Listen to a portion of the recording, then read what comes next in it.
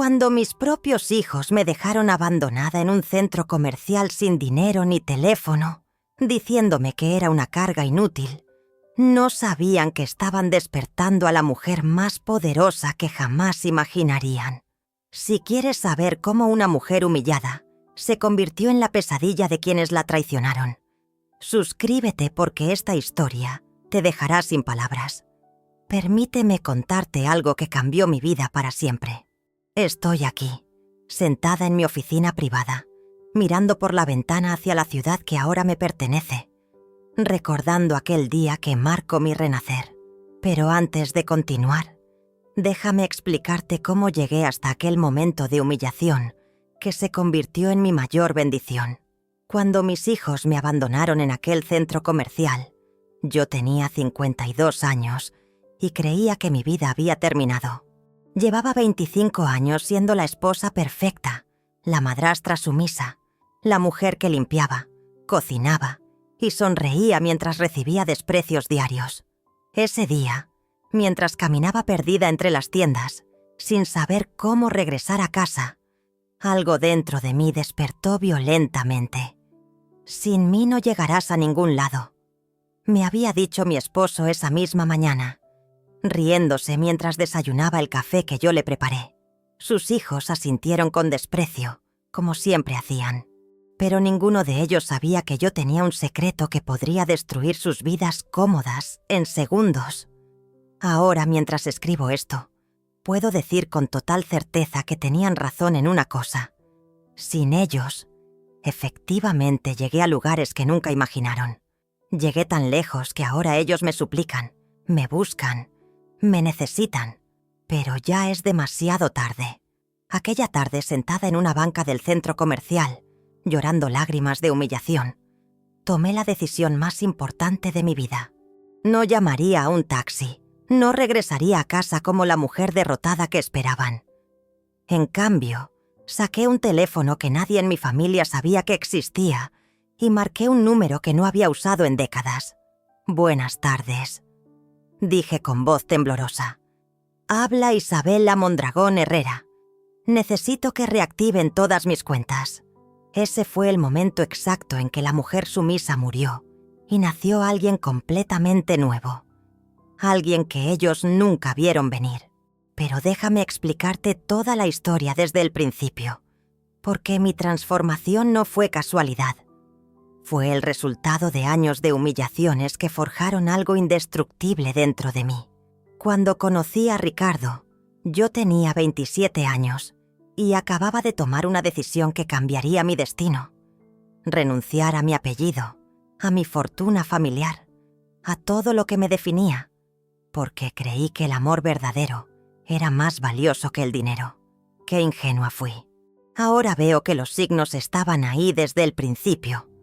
Pero yo elegí ignorarlos porque quería tanto ser amada por quien era realmente, no por lo que tenía. Pensé que esconder mi verdadera identidad me daría la oportunidad de encontrar amor auténtico. Qué equivocada estaba. El amor auténtico no existe cuando se basa en mentiras, y yo mentí sobre quién era realmente. Pero, hijo, ellos también mintieron sobre quiénes eran. Ese día en el centro comercial, cuando finalmente decidí recuperar mi verdadera identidad, no sabía que estaba a punto de convertirme en la pesadilla de quienes me habían convertido en la suya. Mañana te contaré cómo todo comenzó. Cómo una heredera millonaria decidió convertirse en una mujer común por amor. Y cómo esa decisión casi me destruye. Pero también te contaré cómo esa misma decisión me dio el poder de destruir a quienes me hicieron sufrir. Porque cuando una mujer poderosa se hace pasar por débil durante décadas, el despertar es devastador para todos los que la subestimaron.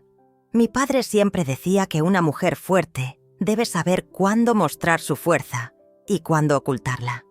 Nunca pensé que seguiría su consejo de manera tan literal y durante tanto tiempo. Crecí en una mansión de 15 habitaciones en las afueras de Madrid, rodeada de sirvientes, tutores privados y todo el lujo que el dinero puede comprar.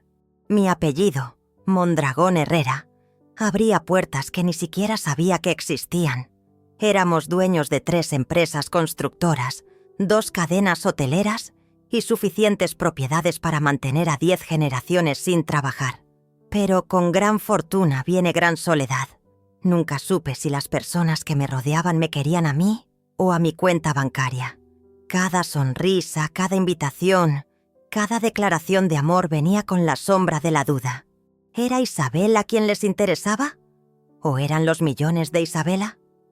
A los 25 años, después de 3 relaciones fallidas donde descubrí que solo buscaban mi dinero, tomé una decisión radical. Me mudaría a otra ciudad, cambiaría mi identidad legal por algo común, conseguiría un trabajo normal y viviría como cualquier mujer de clase media. Quería encontrar amor verdadero, alguien que me amara sin saber quién era realmente. Qué romántica e ingenua era. Pensaba que el amor conquistaría todo, que ser auténtica era más importante que ser honesta. No entendía que mentir sobre tu identidad no te hace más auténtica, te hace más vulnerable. Me mudé a Barcelona con el nombre de Isabela Martínez. Conseguí trabajo como secretaria en una empresa de seguros y alquilé un pequeño apartamento en un barrio modesto. Por primera vez en mi vida, lavaba mis propios platos, hacía mi propia comida y viajaba en transporte público. Era extrañamente liberador. Fue en ese trabajo donde conocí a Ricardo Velasco. Recuerdo perfectamente el día que entró a la oficina. Era gerente de ventas en una empresa competidora. Venía a negociar un contrato. Alto, elegante, con esa sonrisa que parecía iluminar toda la habitación. Cuando me pidió mi número de teléfono, mi corazón latió como nunca antes. Durante meses me cortejó como ningún hombre lo había hecho. Flores cada viernes, cenas en restaurantes modestos pero acogedores, largas caminatas hablando de nuestros sueños. Me trataba como si fuera la mujer más valiosa del mundo, sin saber que realmente lo era en términos económicos. Por primera vez en mi vida, creí haber encontrado amor verdadero. Ricardo me amaba por mi risa, por mi manera de ver el mundo, por cómo lo hacía sentir. No había cálculos, no había intereses ocultos. O eso creía yo. Cuando me propuso matrimonio después de 10 meses de noviazgo, dije que sí sin dudarlo. Planeamos una boda sencilla, solo con amigos cercanos. Él tenía 2 hijos de su matrimonio anterior, Andrés de 15 años y Carmen de 12. Me aseguró que me aceptarían con tiempo, que solo necesitaban adaptarse. Debería haber visto las señales desde el principio. La manera en que me miraban con desprecio cuando su padre no estaba cerca. Los comentarios hirientes disfrazados de bromas. La resistencia constante a cualquier muestra de afecto hacia mí. Pero yo estaba tan enamorada, tan desesperada por tener una familia real, que ignoré todo lo que no encajaba con mi fantasía romántica. Pensaba que el amor todo lo cubría, que mi paciencia y dedicación eventualmente los conquistaría. ¡Qué tonta fui! El amor no conquista nada cuando está basado en engaños mutuos. Yo les mentía sobre quién era, y ellos me mentían sobre quiénes eran realmente. Los primeros años de matrimonio fueron una mezcla confusa de felicidad y frustración. Ricardo era cariñoso conmigo en privado, pero en público, especialmente frente a sus hijos, mantenía cierta distancia. Decía que era para darles tiempo de adaptarse, que no quería forzar nada. Yo cocinaba, limpiaba, llevaba a los niños a la escuela, ayudaba con las tareas. Me convertí en madre, empleada doméstica y esposa, sin recibir reconocimiento por ninguno de esos roles.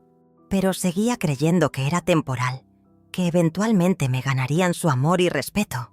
Ahora entiendo que desde el primer día, ellos vieron en mí exactamente lo que yo quería ser. Una mujer común, sin poder, sin recursos, completamente dependiente de ellos. Y decidieron tratarme exactamente como eso, como alguien prescindible. Pero ellos no sabían que detrás de esa fachada humilde se escondía una mujer que podía comprar y vender a su familia entera sin que afectara significativamente su patrimonio. Mañana te contaré cómo esos primeros años aparentemente dorados comenzaron a revelar su verdadera naturaleza y cómo yo, en mi desesperación por ser amada, permití humillaciones que jamás debí tolerar. Porque cuando una mujer poderosa se acostumbra a ser tratada como inferior, el despertar es devastador para todos los involucrados.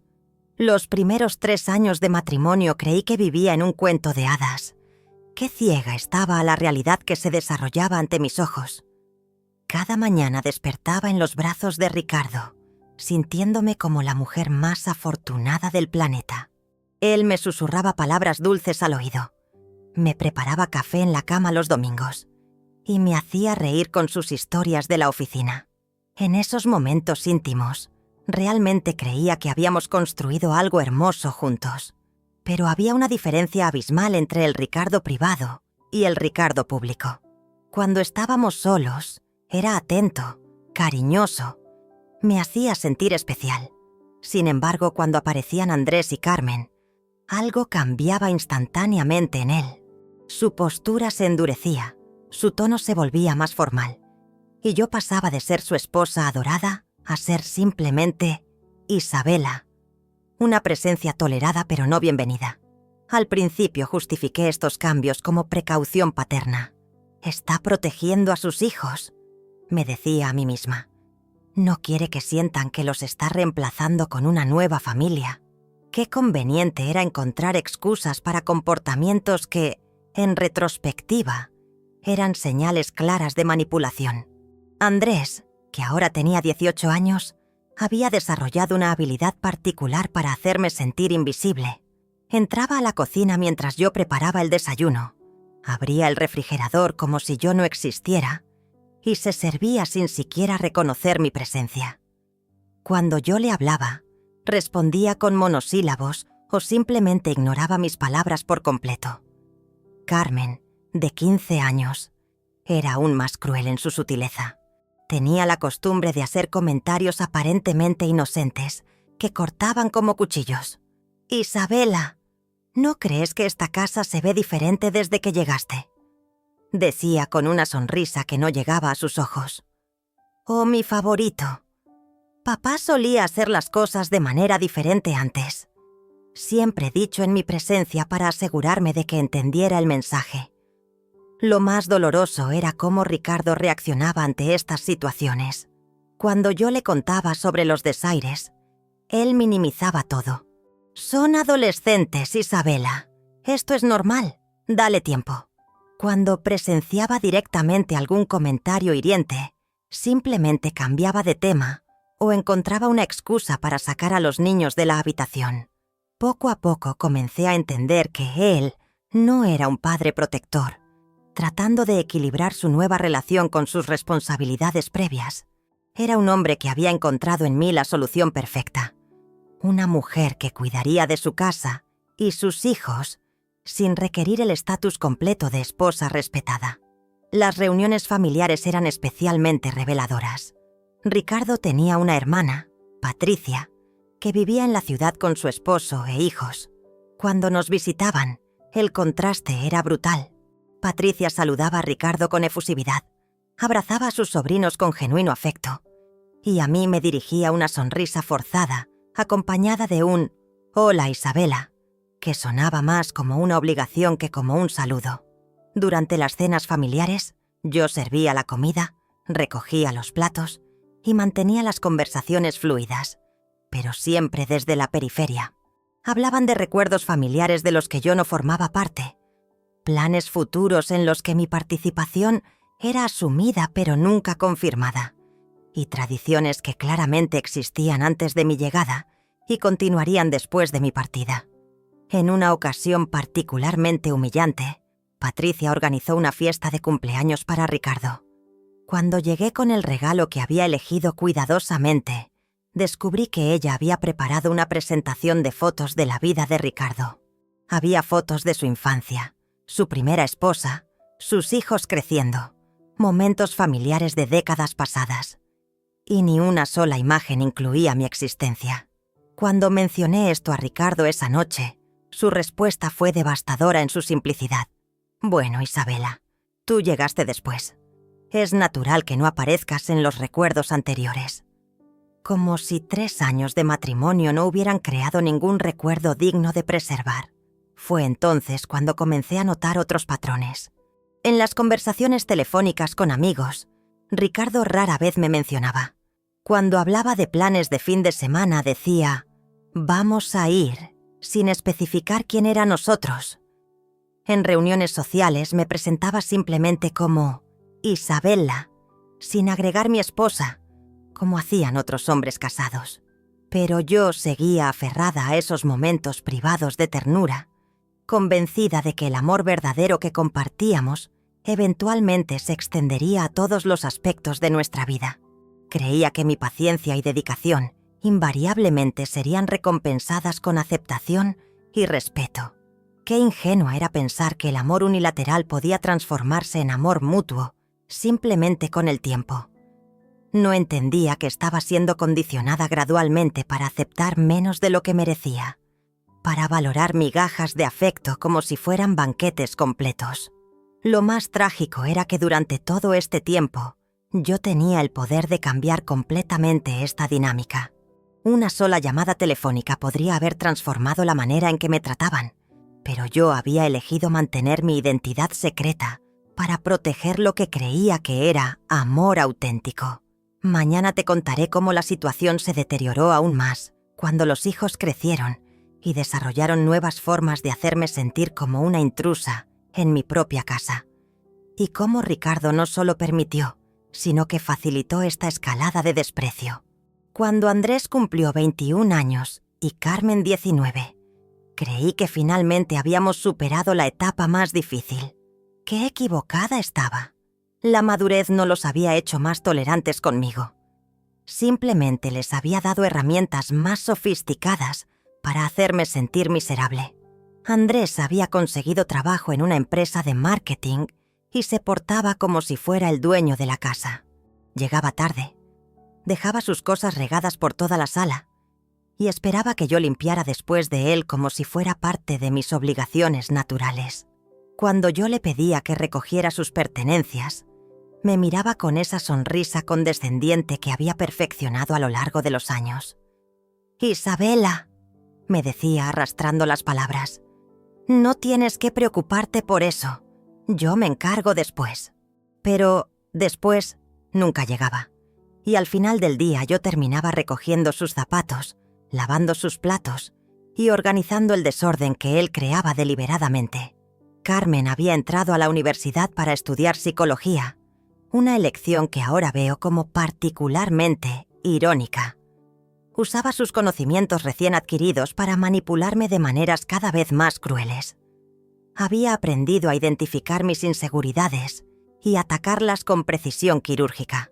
«Isabela, he estado estudiando dinámicas familiares», me dijo una tarde mientras yo preparaba la cena. «Es interesante cómo las segundas esposas a menudo desarrollan comportamientos compensatorios para ganar aceptación. ¿Has notado que haces eso?» Sus palabras me golpearon como bofetadas. Tenía razón, por supuesto.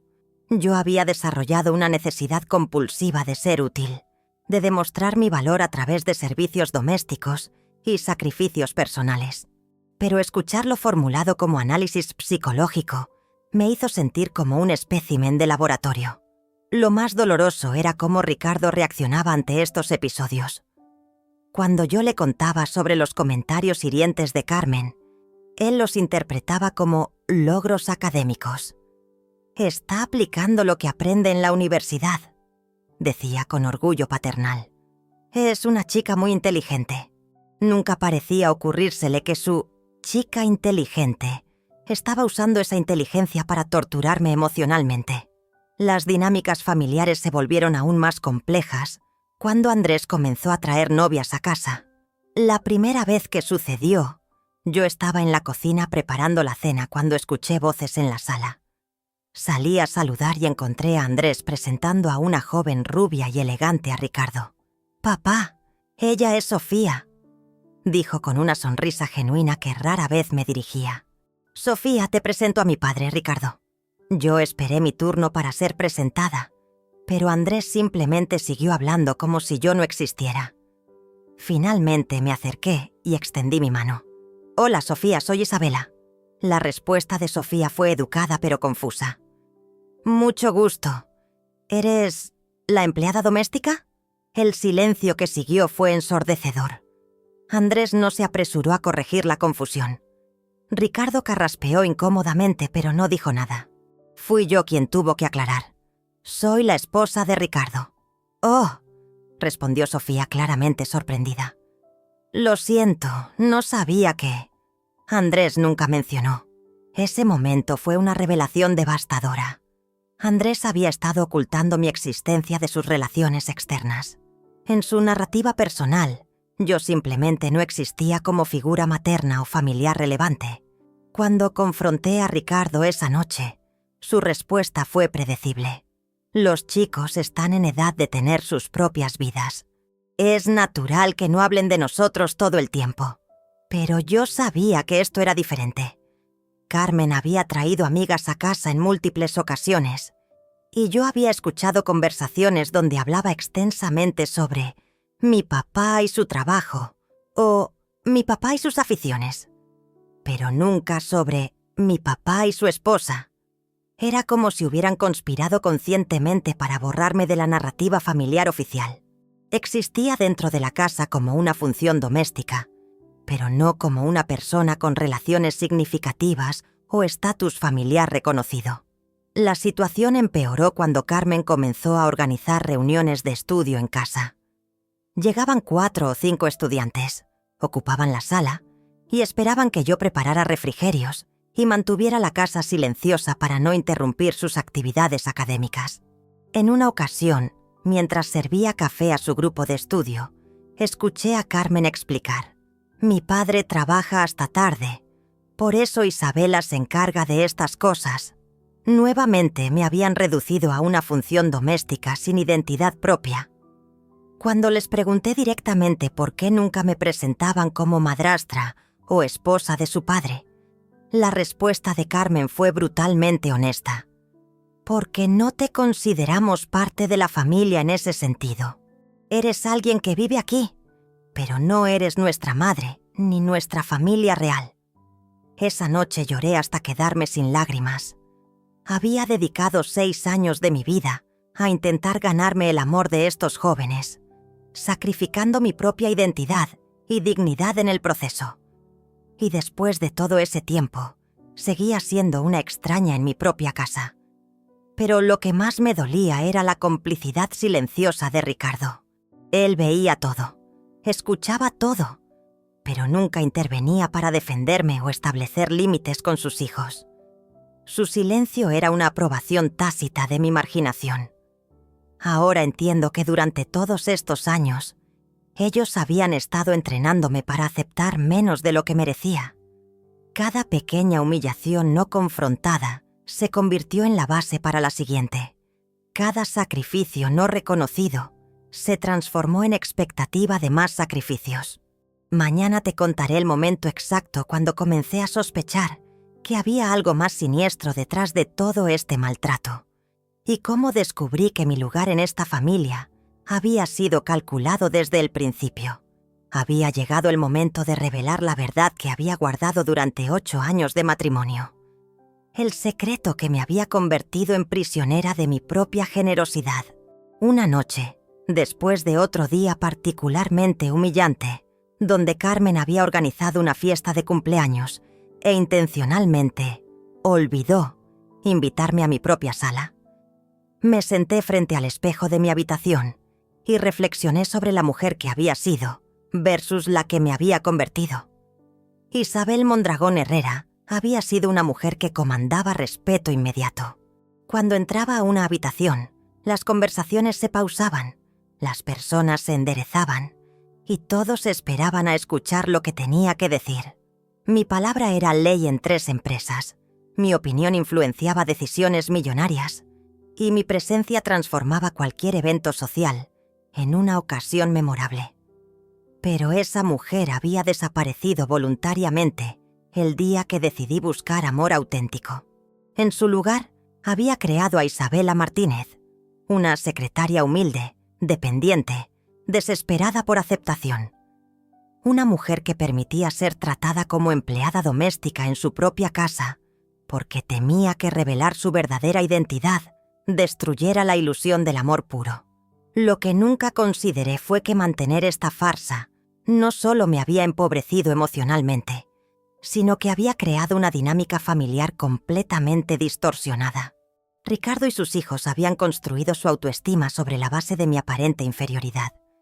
Necesitaban que yo fuera menos para sentirse más. Durante estos años, había mantenido contacto limitado con mi familia real, a través de mis abogados. Una vez al año me reunía discretamente con mi administrador financiero para revisar el estado de mis inversiones y propiedades. Mis empresas seguían prosperando bajo la gestión de ejecutivos competentes.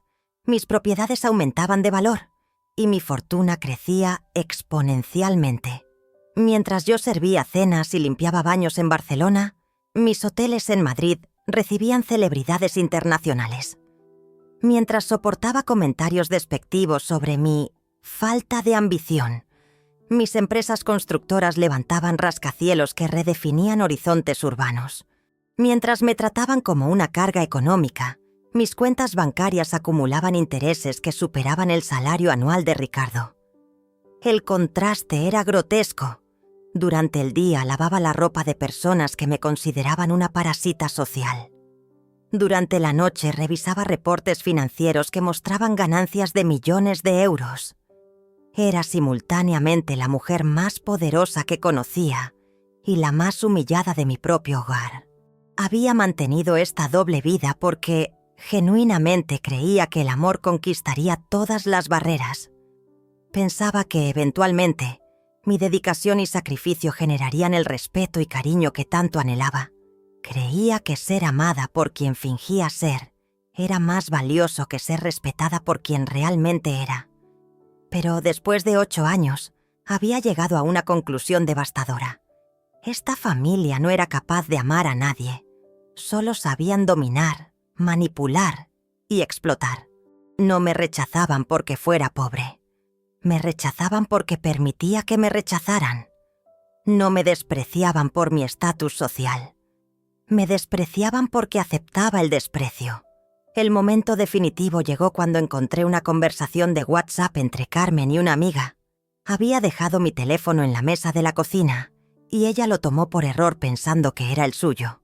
Cuando me lo devolvió, la pantalla seguía encendida y pude leer algunos mensajes. Mi papá está pensando en comprarse un coche nuevo, pero dice que no tiene suficiente dinero por culpa de los gastos de Isabela. Había escrito Carmen. Honestly, no entiendo por qué se casó con alguien tan inútil. No trabaja, no aporta nada. Y encima pretende que la tratemos como si fuera importante. Su amiga respondió. ¿Por qué no la echan? Si no tiene trabajo ni dinero, ¿qué va a hacer? Exactamente, había contestado Carmen. Estamos esperando el momento perfecto. Papá dice que hay que hacerlo legal para que no pueda reclamar nada después del divorcio. Esas palabras me golpearon como un martillo. No solo me despreciaban, estaban planeando deshacerse de mí de manera que me quedara completamente desprotegida. Habían calculado mi destrucción mientras yo cocinaba sus comidas favoritas.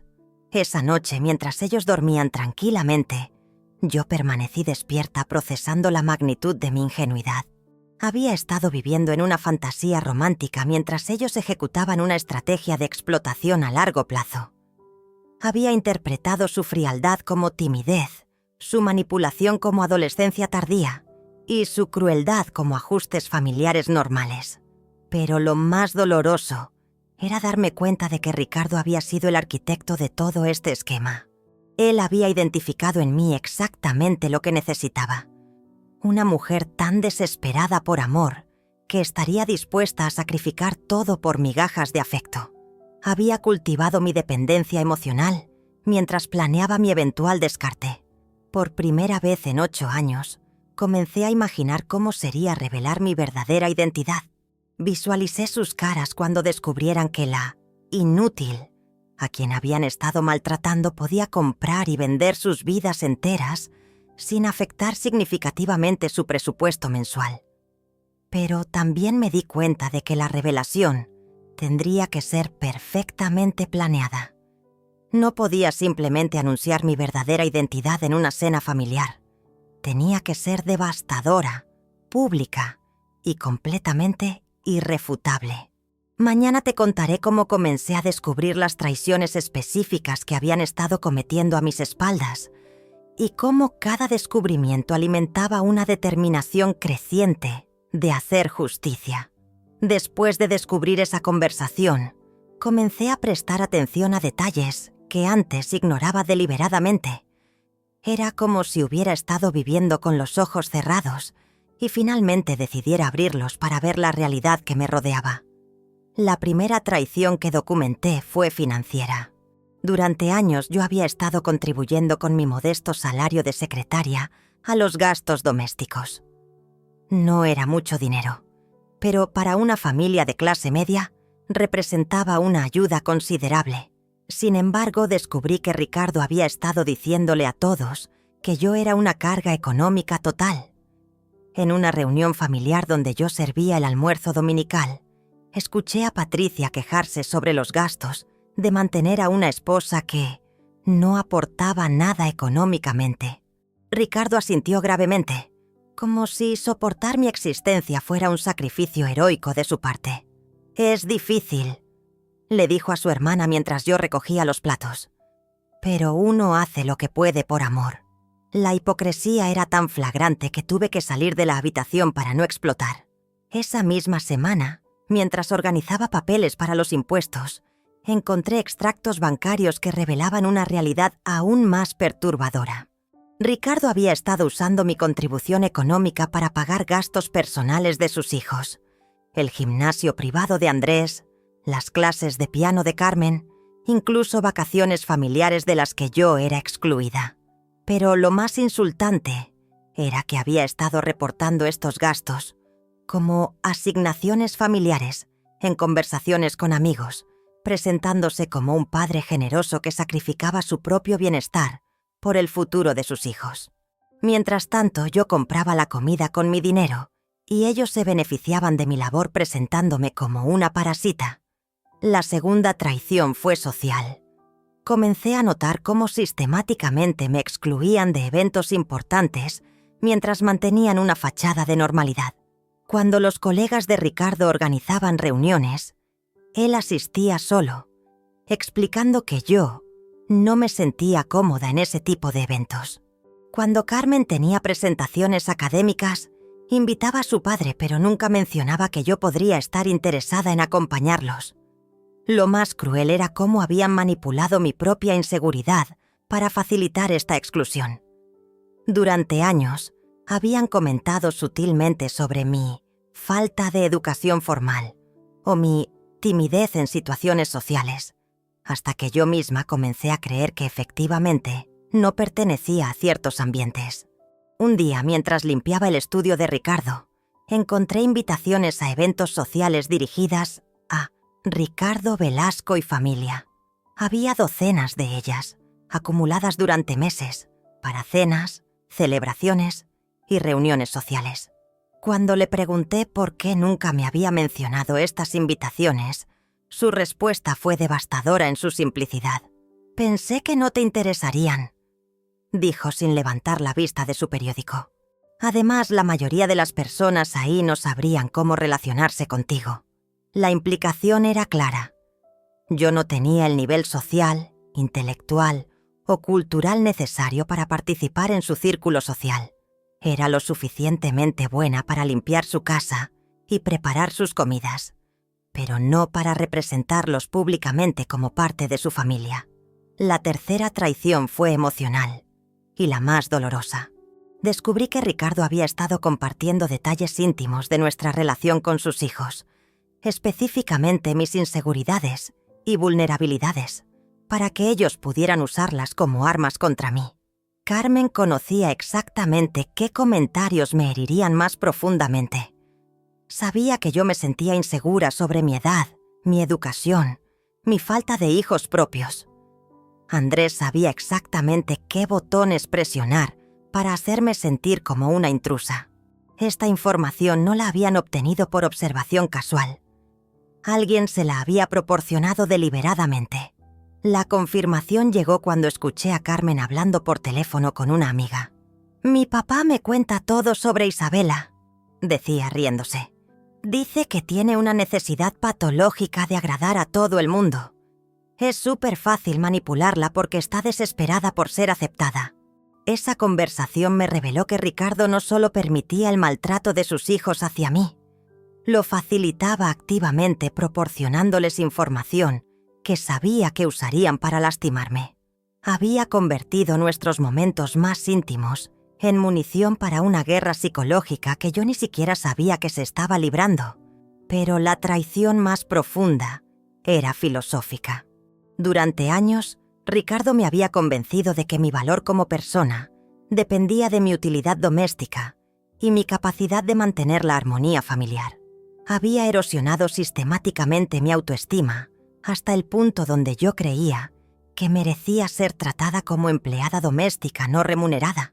En conversaciones privadas me había repetido constantemente que yo era afortunada de tener una familia que me aceptara a pesar de mis limitaciones.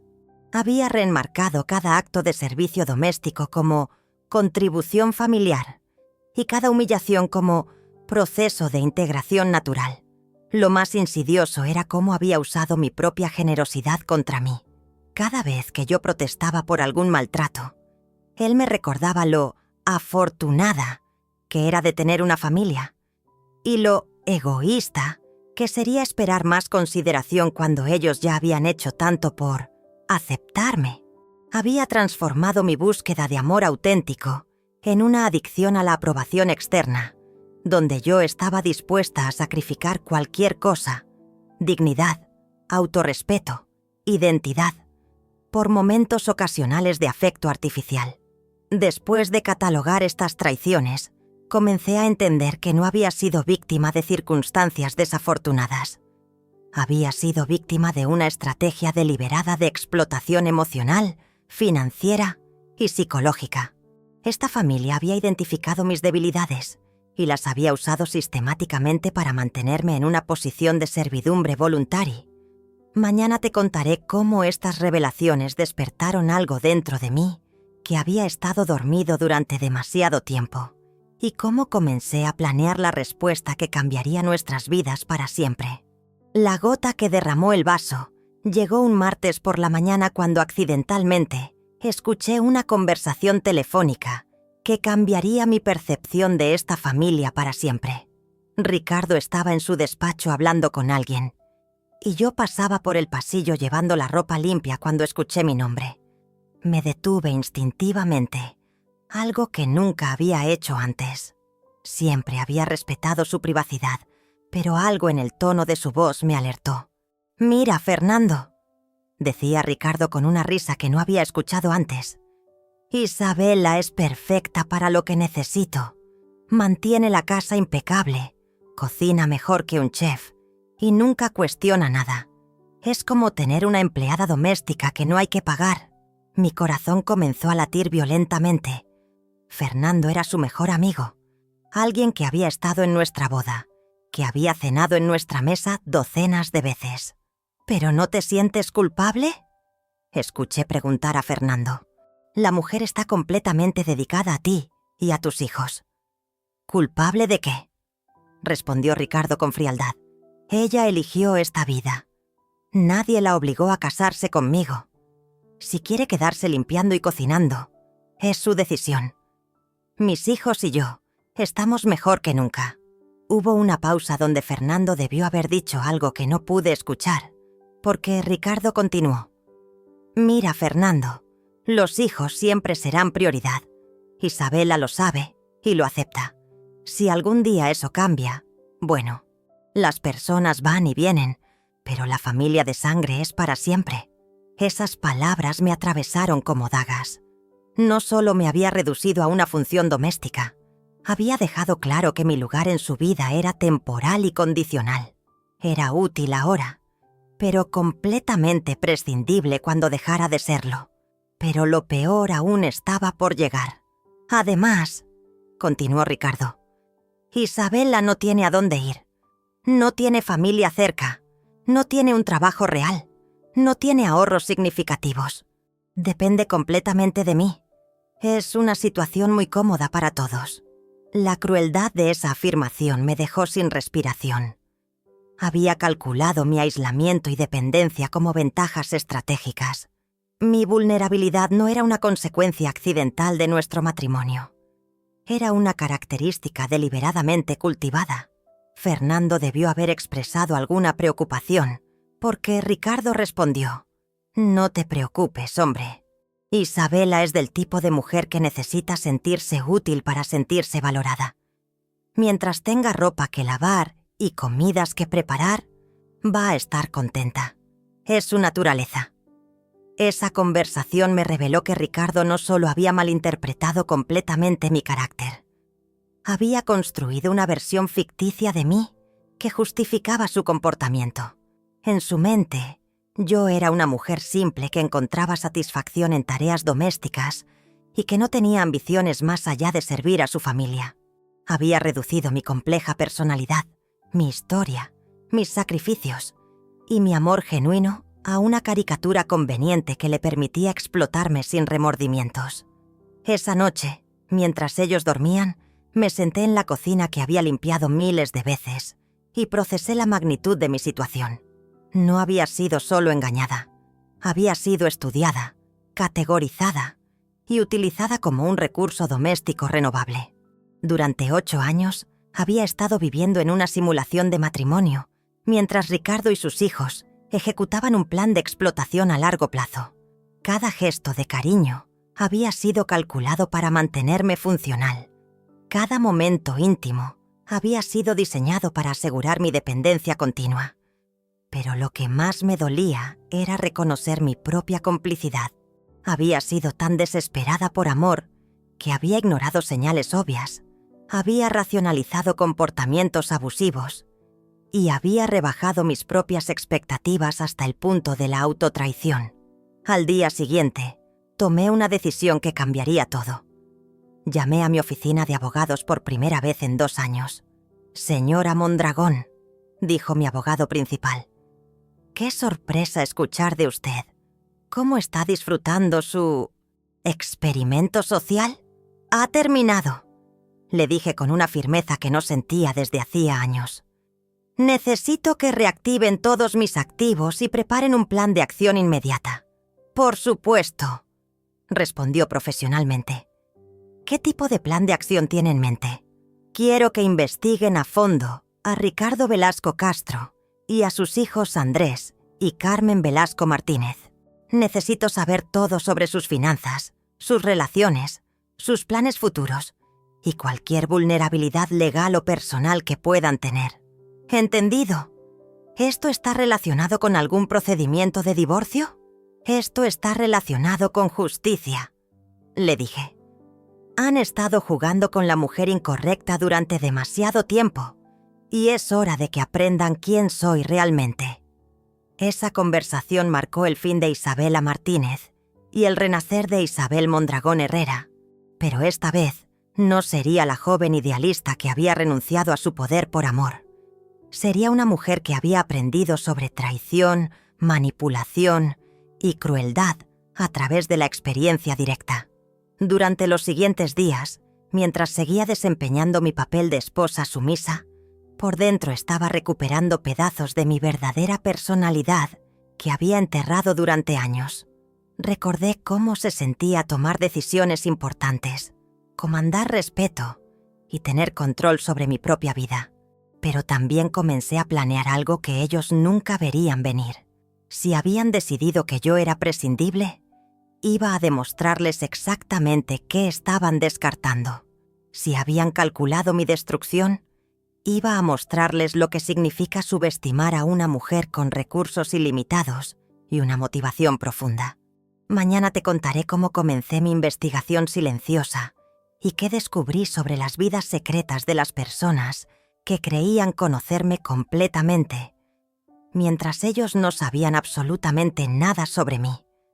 La transformación había comenzado, y esta vez no habría vuelta atrás.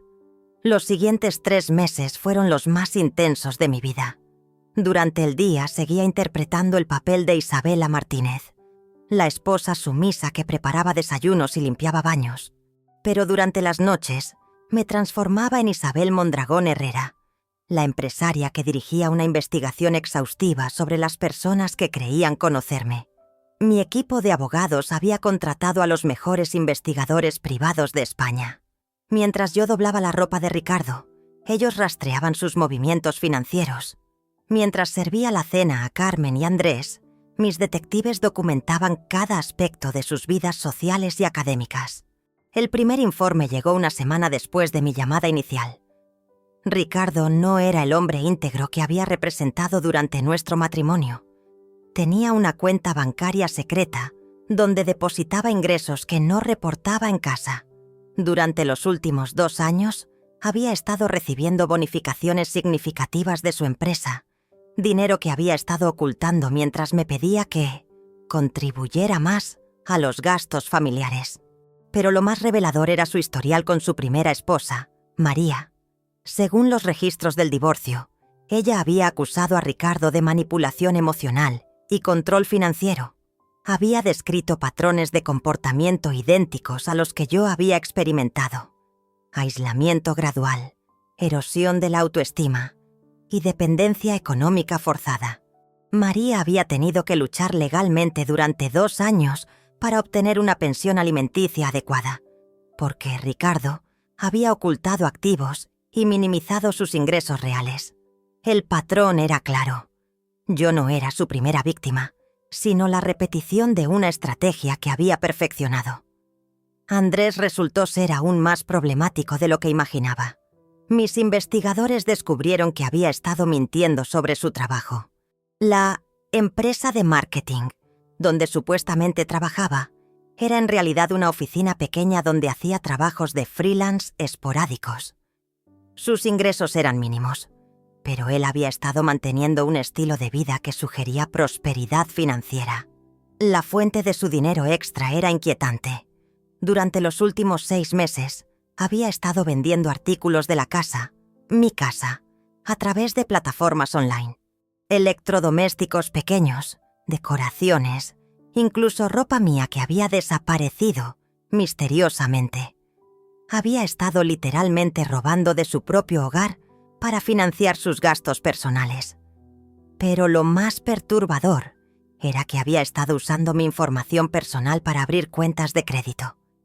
Había conseguido mi número de identificación civil y lo había usado para solicitar préstamos pequeños, asumiendo que yo nunca me enteraría porque no entendía de finanzas. Técnicamente, era fraude de identidad, un delito grave que podía resultar en cárcel. Carmen tenía sus propios secretos oscuros. Mi investigación reveló que había estado usando su conocimiento de psicología para manipular no solo a mí, sino a otros estudiantes universitarios. Había creado un esquema donde ofrecía terapia informal a compañeros vulnerables, cobrando tarifas significativas por sesiones que no tenía licencia para proporcionar. Pero lo más shocking era que había estado documentando nuestras interacciones familiares como casos de estudio para sus proyectos académicos. Había escrito ensayos detallados sobre dinámicas de poder en familias reconstituidas, usando ejemplos específicos de cómo me trataban en casa. Había convertido mi sufrimiento en material académico sin mi consentimiento. Sus profesores la habían felicitado por la profundidad psicológica de sus análisis, sin saber que estaban elogiando su habilidad para torturar emocionalmente a una mujer real. Había recibido becas y reconocimientos académicos basados en estudios que involucraban mi humillación sistemática.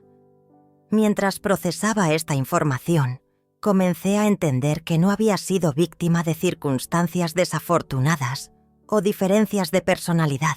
Había sido víctima de una conspiración familiar coordinada, donde cada miembro tenía un rol específico en mi explotación. Ricardo me mantenía aislada y dependiente emocionalmente. Andrés me robaba financieramente mientras mantenía una fachada de respetabilidad.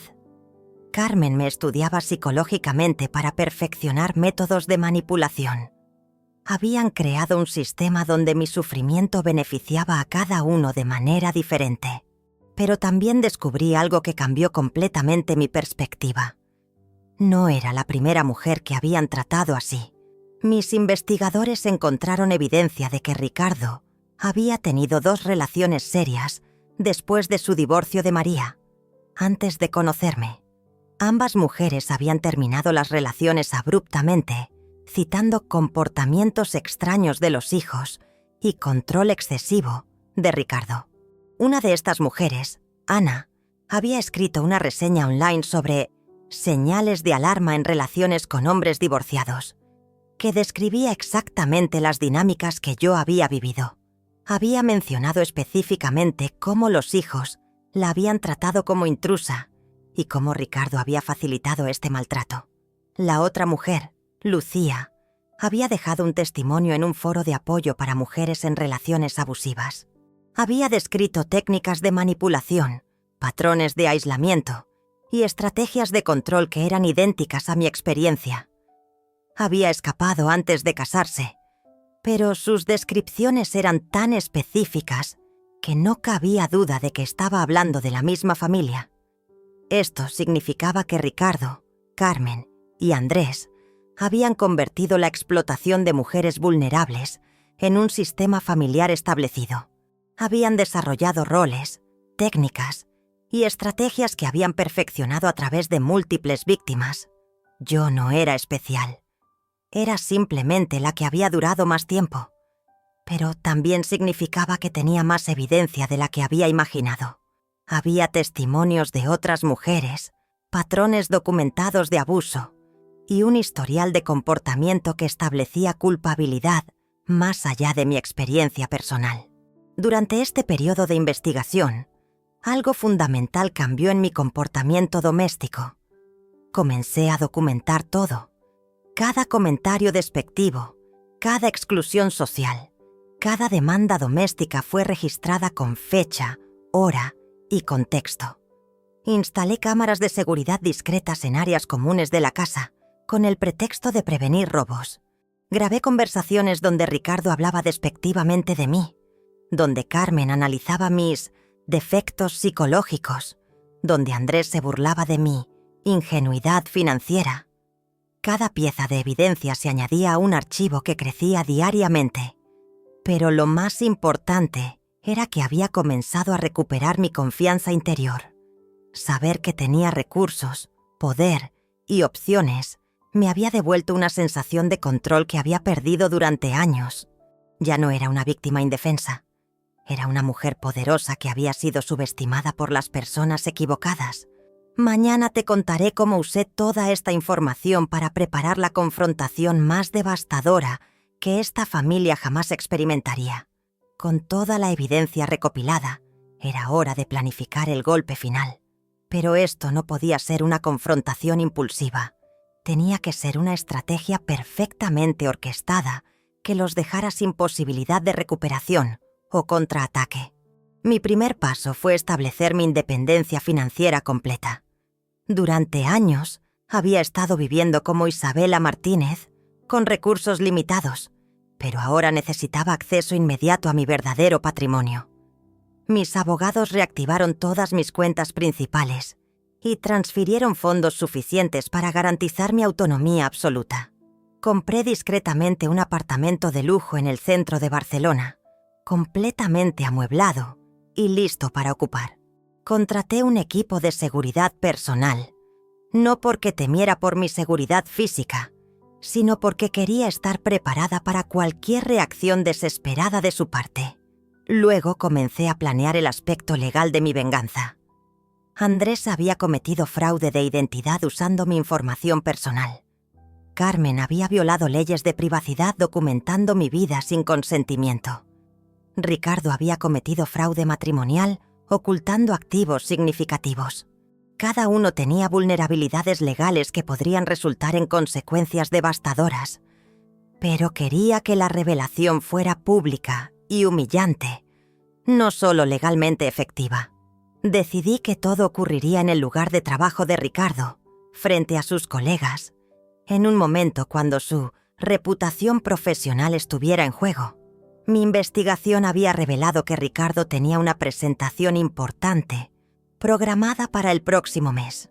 Sería una demostración de productos frente a clientes potenciales importantes y ejecutivos de la empresa. Su rendimiento en esa reunión podría asegurar una promoción que había estado buscando durante años. Decidí que ese sería el momento perfecto para mi aparición triunfal. Contraté a una empresa de relaciones públicas para coordinar mi regreso a la vida pública. Durante años había estado ausente de eventos sociales y empresariales, pero ahora regresaría con una entrada que nadie podría ignorar. La empresa organizaría una conferencia de prensa simultánea donde anunciaría nuevas inversiones y proyectos empresariales. Pero antes de la revelación pública, quería un último experimento psicológico. Quería ver hasta dónde estaban dispuestos a llegar en su crueldad si pensaban que tenían poder absoluto sobre mí. Durante las siguientes semanas comencé a actuar más sumisa de lo habitual. Acepté demandas cada vez más irracionales, toleré insultos más directos y me comporté como si mi autoestima hubiera alcanzado un nuevo mínimo. Quería que se sintieran completamente seguros en su dominación antes de destruir su mundo. Carmen mordió el anzuelo inmediatamente. Comenzó a tratarme con una crueldad más obvia, haciendo comentarios despectivos frente a sus amigos universitarios. En una ocasión me pidió que sirviera bebidas a su grupo de estudio y luego anunció: «Isabella no tiene educación universitaria, pero hace un café excelente. Es bueno que cada persona conozca sus limitaciones». Andrés escaló a un nivel completamente nuevo de abuso. Comenzó a darme órdenes directas como si fuera un empleado subordinado. «Isabella, mi camisa azul necesita planchado para mañana», me decía sin siquiera levantar la vista de su teléfono. «Y asegúrate de que esté perfecta, porque tengo una cita importante». Pero Ricardo fue quien cruzó la línea definitiva. Una noche, después de una cena particularmente tensa, donde yo había sido completamente ignorada, me dijo algo que selló su destino. «Isabella», me dijo mientras yo recogía los platos, «Patricia me ha sugerido que tal vez deberías considerar buscar trabajo de medio tiempo. No es saludable que una mujer de tu edad esté tan dependiente. Podríamos usar el dinero extra y te daría algo que hacer con tu tiempo». La implicación era obvia. Después de años de trabajo doméstico gratuito, ahora querían que también trabajara fuera de casa para contribuir aún más a sus gastos, mientras seguía manteniendo toda la responsabilidad doméstica. «¿Qué tipo de trabajo piensas que podría conseguir?», le pregunté con la voz más humilde que pude fingir. «Algo simple», respondió casualmente. «Limpieza, tal vez. O cuidado de ancianos. Algo que se adapte a tus capacidades». Esa noche, mientras ellos dormían, finalicé todos los detalles de mi plan. Había llegado el momento de mostrarles exactamente qué se sentía ser subestimado por la persona equivocada. Contraté a un servicio de mudanza para que retirara discretamente mis pertenencias personales cuando ellos no estuvieran en casa. Cambié las cerraduras de mi apartamento nuevo y me aseguré de que todas mis cuentas bancarias estuvieran protegidas contra cualquier intento de acceso no autorizado. Luego preparé los documentos legales. Demandas por fraude de identidad contra Andrés, violación de privacidad contra Carmen y fraude matrimonial contra Ricardo. También preparé demandas civiles por daños emocionales y compensación por años de trabajo doméstico no remunerado. Pero lo más importante era el dossier completo que había preparado para su empleador, la Universidad de Carmen, y las autoridades pertinentes. Contenía evidencia fotográfica, grabaciones de audio, testimonios de testigos y documentación financiera que establecía un patrón claro de abuso sistemático. El día antes de la confrontación, tomé un baño largo en mi jacuzzi privado, algo que no había hecho en años. Me puse la ropa más elegante que había comprado desde mi transformación en Isabella Martínez. Me hice maquillar profesionalmente y me sentí como la mujer poderosa que siempre había sido. Esa noche, mientras preparaba su última cena casera, Los observé actuar con la confianza de personas que creían tener control total sobre su entorno. No tenían idea de que estaban viviendo sus últimas horas de superioridad imaginaria. Ricardo bromeó sobre mi falta de ambición. Carmen analizó mis patrones de comportamiento dependiente. Andrés comentó sobre mi utilidad doméstica limitada. Cada comentario fue grabado, cada humillación documentada para la posteridad. Mientras lavaba los platos por última vez en esa cocina, sonreí genuinamente por primera vez en años. Mañana, estas personas descubrirían que la mujer que habían estado maltratando durante casi una década era más poderosa que todo lo que habían conocido en sus vidas. La transformación estaba completa. Isabela Martínez había muerto esa noche, y al día siguiente, Isabel Mondragón Herrera resucitaría de manera más espectacular de lo que jamás habían imaginado. La mañana del día más importante de mi vida comenzó como cualquier otra.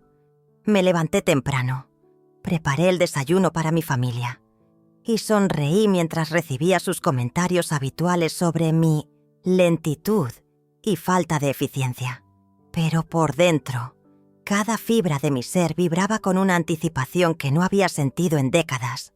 Ricardo se había levantado especialmente temprano porque tenía su presentación crucial a las 3 de la tarde. Había estado practicando durante semanas, memorizando cada detalle de sus propuestas, ajustando su traje una y otra vez. Era la oportunidad de su vida para conseguir la promoción que había estado buscando por años.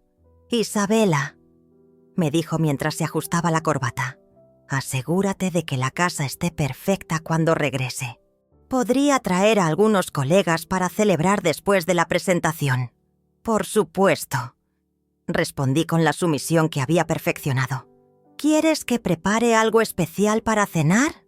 No te preocupes por eso», intervino Carmen desde la mesa del desayuno. «Probablemente iremos a un restaurante elegante. Será una celebración adulta». La implicación era clara. Yo no estaría incluida en la celebración de su éxito. Después de años de apoyar sus ambiciones, de mantener su hogar, de sacrificar mi propia identidad para facilitar su carrera, mi presencia sería inconveniente en su momento de triunfo. Andrés ni siquiera se molestó en participar en la conversación. Estaba absorto en su teléfono, probablemente coordinando sus actividades habituales de vender objetos de la casa sin permiso. Había descubierto que tenía una cita esa tarde para vender una lámpara vintage que había pertenecido a mi abuela, una de las pocas posesiones personales que había conservado de mi vida anterior. Después de que se fueron, me senté en la cocina vacía y procesé la ironía de la situación. Mientras ellos se preparaban para el que creían sería el mejor día de sus vidas, yo sabía que sería el peor. Mientras Ricardo ensayaba su presentación profesional, yo me preparaba para una presentación que cambiaría sus vidas para siempre. A las 10 de la mañana, mi equipo de mudanza llegó discretamente. En 2 horas, habían retirado todas mis pertenencias personales, dejando solo las cosas que había comprado específicamente para esta casa. Quería que quedara claro que mi partida no sería un robo. Sería una recuperación de lo que siempre había sido mío. Mi asistente personal había llegado con mi ropa para la tarde. Un traje de diseñador que costaba más que el salario mensual de Ricardo, zapatos italianos hechos a mano y joyas que había heredado de mi familia. La transformación física sería tan impactante como la revelación de mi identidad. Pero lo más importante era mi estado mental. Durante meses, había estado practicando para este momento. Había grabado videos de mí misma hablando con autoridad. Había ensayado frente al espejo hasta que mi postura y presencia comandaran respeto automáticamente.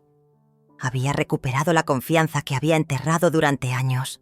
A las 12 del mediodía, salí de la casa por última vez como Isabela Martínez. Cuando regresara, sería como Isabel Mondragón Herrera. Y esta casa ya no sería mi hogar, sino el lugar donde había decidido recuperar mi dignidad. Mi chofer privado me esperaba fuera. Un detalle que había mantenido escondido durante años.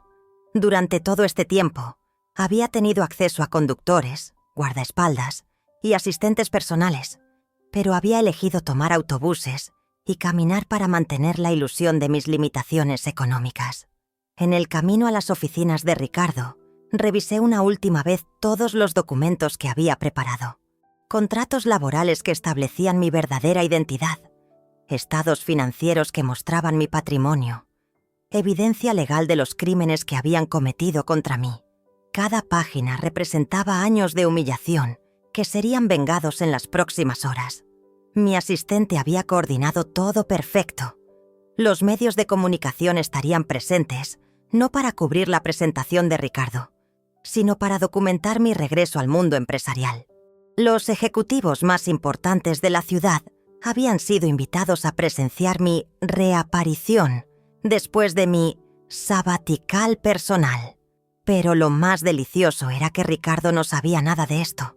Él creía que sería el centro de atención en su presentación, que todos los ojos estarían puestos en él y su futuro profesional.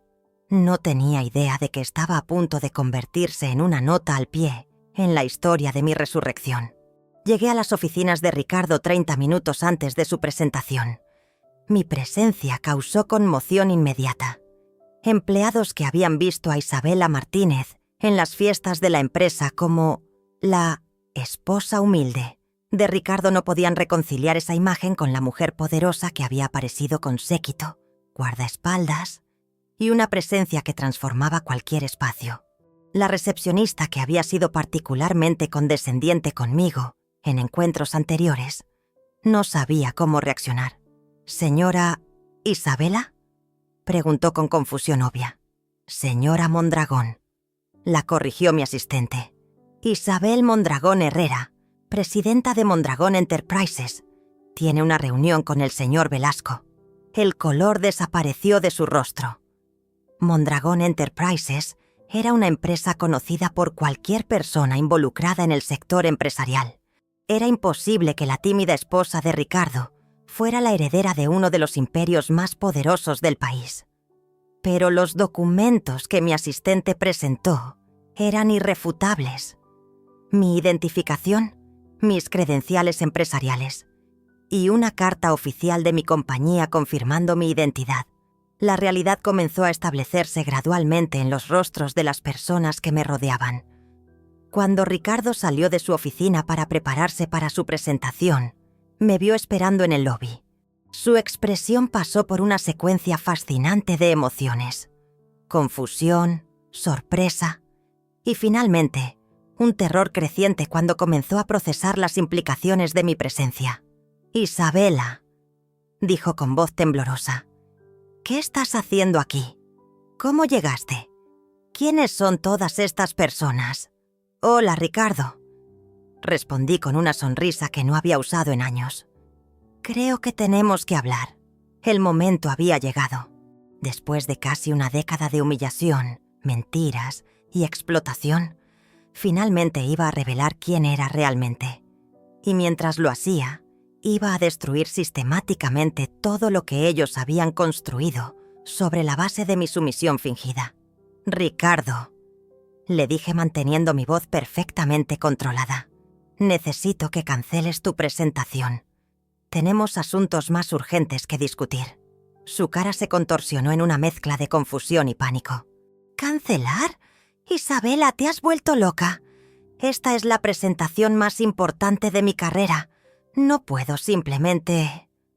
«Por supuesto que puedes», interrumpí mientras mi asistente le entregaba un sobre sellado.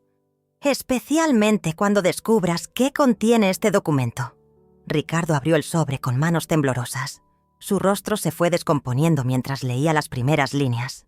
Era una notificación legal formal, donde se detallaba mi verdadera identidad, seguida de una lista de las demandas que había presentado contra él y sus hijos. «Esto no puede ser real», murmuró, pero su voz carecía de convicción. «Isabela, esto es algún tipo de broma cruel. Tú no puedes ser. Esto es imposible». «Nada es imposible cuando tienes los recursos adecuados», respondí. «Algo que habrías aprendido si hubieras mostrado el mínimo interés en conocer realmente a la mujer con la que te casaste». Sus colegas comenzaron a congregarse, atraídos por la conmoción. Reconocí a varios de ellos de encuentros sociales donde había sido presentada como la esposa de Ricardo, tratada como una acompañante intrascendente. Ahora sus expresiones mostraban incredulidad absoluta. «Señores», anunció mi asistente dirigiéndose al grupo creciente, «permítanme presentarles formalmente a Isabel Mondragón Herrera, presidenta ejecutiva de Mondragón Enterprises, propietaria de Hoteles Mondragón y directora de Construcciones Herrera». El silencio que siguió fue tan profundo que se podían escuchar los sistemas de ventilación del edificio. Fernando, el mejor amigo de Ricardo, se me acercó con expresión atónita. «Isabela, quiero decir, señora Mondragón», dijo con voz estrangulada. «¿Es cierto que usted es la propietaria de los hoteles en Madrid donde celebramos la conferencia anual? Entre otras propiedades», confirmé. «De hecho, Fernando, recuerdo claramente una conversación telefónica donde Ricardo te explicaba cómo yo era, como tener una empleada doméstica que no hay que pagar». Fue muy revelador. El rostro de Fernando se puso rojo como un tomate. Ricardo parecía estar a punto de desmayarse. «Pero esto no es todo», continué mientras mi asistente distribuía carpetas a los presentes. «Durante los últimos meses he estado documentando cada aspecto de mi vida familiar. Grabaciones de audio, videos de seguridad, evidencia fotográfica. Todo ha sido compilado para demostrar el patrón sistemático de abuso que he soportado». Abrí mi tablet y reproduje una de las grabaciones donde Ricardo describía cómo me había entrenado para ser dependiente, cómo mis inseguridades eran útiles para mantenerme controlada, y cómo él y sus hijos habían perfeccionado estrategias para hacerme sentir inferior. Las caras de sus colegas reflejaban horror creciente. Estos eran hombres que habían respetado a Ricardo profesionalmente, que habían envidiado su matrimonio estable y su familia unida. Ahora descubrían que había sido el arquitecto de una campaña de abuso psicológico sofisticada. «Ricardo», dije dirigiéndome directamente a él, «durante 8 años te permití que me trataras como una sirvienta en mi propia casa. Permití que tus hijos me robaran, me humillaran y me usaran como material de estudio psicológico. Permití que me convirtieras en prisionera de mi propio amor».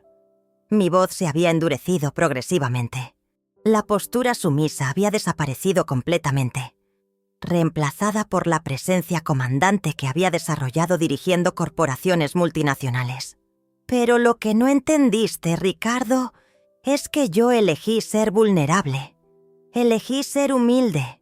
Elegí esconder mi poder porque creí que amarías a Isabela Martínez de manera diferente que a Isabel Mondragón Herrera. Me acerqué a él hasta que quedamos a centímetros de distancia. Te equivocaste completamente. No me amaste menos por ser pobre. Me despreciaste más por permitir que me despreciaras. No me valoraste más por ser independiente. Me explotaste más por ser dependiente». Ricardo intentó hablar, pero levanté mi mano para silenciarlo. «Ahora vas a escuchar las consecuencias de subestimar a la mujer incorrecta», continué. «Andrés está siendo procesado por fraude de identidad. Carmen enfrenta cargos por violación de privacidad y práctica ilegal de psicología. Tú estás siendo demandado por fraude matrimonial, abuso psicológico y explotación laboral». Saqué una segunda carpeta de mi bolso. «Pero esto es solo el aspecto legal. También he preparado consecuencias profesionales y sociales». Le entregué la carpeta. «Estos son reportes detallados que han sido enviados a tu empresa, tus clientes y tus contactos profesionales. Incluyen evidencia de tu carácter real, testimonios de otras mujeres que has abusado y documentación de tus actividades fraudulentas». Su rostro se había vuelto completamente pálido.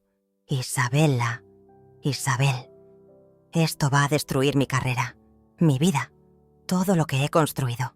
«Exactamente», respondí sin un átomo de compasión. «Así como tú sistemáticamente destruiste mi autoestima, mi confianza y mi sentido de identidad. La diferencia es que yo tengo recursos para reconstruir mi vida. Tú no. Me volví hacia sus colegas. Caballeros, he decidido retirar todos mis contratos e inversiones de cualquier empresa que mantenga asociaciones con el señor Velasco. Mis abogados han preparado la documentación necesaria. El impacto fue inmediato. Ricardo trabajaba en una industria donde mi familia tenía influencia significativa. Perder nuestro patrocinio sería devastador no solo para él, sino para cualquier empresa que lo empleara. Pero hay más. Anuncié mientras mi asistente preparaba la presentación final. He organizado una conferencia de prensa para esta tarde, donde detallo públicamente cómo una de las herederas más poderosas de España fue sistemáticamente abusada por un hombre que calculó su vulnerabilidad como oportunidad de explotación. El terror en sus ojos era palpable. Una exposición pública de esta magnitud no solo destruiría su carrera, lo convertiría en un paria social permanente. Ricardo, dije con una sonrisa que no contenía calidez, recuerda que me dijiste que sin ti no llegaría a ningún lado. Mañana, cuando despiertes desempleado, demandado y socialmente destruido, quiero que reflexiones sobre esas palabras. Me dirigí hacia la salida, pero me detuve y me volví una última vez. Ah, y Ricardo, agregué casualmente, cambié las cerraduras de la casa. Tus pertenencias han sido embaladas y están en el apartamento que Carmen alquiló con el dinero que ganó, documentando mi sufrimiento. Que tengan una vida tan miserable como la que me hicieron vivir. Salí del edificio con mi séquito, dejando atrás 8 años de humillación y comenzando el resto de mi vida como la mujer que siempre había sido. El contraataque estaba completo. Ahora venía la reconstrucción. 6 meses después de mi revelación dramática, puedo decir con certeza que la justicia tiene un sabor más dulce cuando se sirve con paciencia y recursos ilimitados. La conferencia de prensa había sido un éxito rotundo. Los medios de comunicación habían cubierto la historia como la heredera oculta, cuando el amor se convierte en explotación. Mi testimonio había resonado con miles de mujeres que habían vivido experiencias similares, y mi caso se había convertido en un ejemplo de cómo la manipulación psicológica puede afectar incluso a las personas más poderosas. Los efectos legales fueron devastadores para mi antigua familia. Andrés fue condenado a 2 años de prisión por fraude de identidad y robo. El juez había sido particularmente duro con él, señalando que había traicionado no solo la ley, sino la confianza familiar básica. Sus perspectivas de empleo futuro quedaron permanentemente comprometidas. Carmen enfrentó consecuencias académicas y profesionales severas. La universidad revocó su beca, anuló sus créditos obtenidos fraudulentamente y inició un proceso disciplinario que resultó en su expulsión permanente. Las autoridades profesionales de psicología crearon un registro que le impedía obtener cualquier licencia en el futuro. Su carrera había terminado antes de comenzar, pero Ricardo recibió el castigo más completo. Las demandas legales lo habían dejado en bancarrota, pero las consecuencias sociales y profesionales fueron aún más devastadoras. Ninguna empresa quería asociarse con alguien que había sido públicamente expuesto como abusador sistemático. Su red profesional se evaporó completamente.